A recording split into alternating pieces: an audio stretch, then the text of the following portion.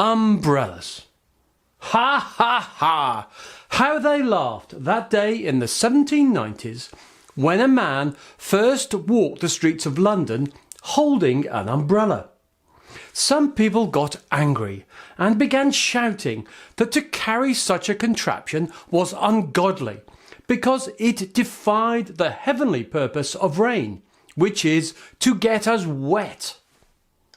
Drivers of hackney carriages soon realised umbrellas posed a threat to their trade and insulted chaps who carried them by yelling, "What's wrong? Are you a Frenchman?"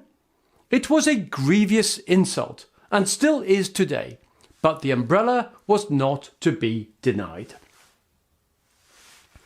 Eton schoolboys took to carrying them, much to the annoyance of their headmaster, John Keats. "An effeminate innovation," he thundered. "We are degenerating into a girls' school." Early umbrellas were not impenetrable to rain.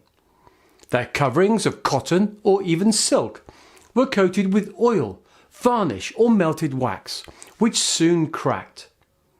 These featured all kinds of gimmicks. Some had windows or whistled when open. There was an umbrella with a gutter which drained rain down a tube. A variation on this caught rain in a flask for use as drinking water. It was not until about 1800 that umbrellas and parasols achieved separate identities in Britain. Since ancient times there have been umbrellas to keep off the sun. But the word umbrella had nothing to do with rain. It is derived from Latin umbra, meaning shade. Until the 1850s, umbrellas had heavy whalebone frames, which tended to crack. But then Samuel Fox came on the scene, and from his factory in Stockbridge, Sheffield, he revolutionised the umbrella world. In 1852, he patented a lightweight metal frame, which was to make him a fortune, and set the standard for umbrellas we know today.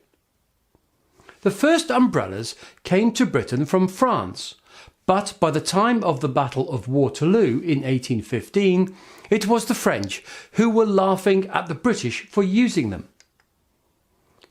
Napoleon's General Lejeune was highly amused that English officers rode across the field of battle holding aloft umbrellas and parasols. It might have looked ridiculous, but the British won.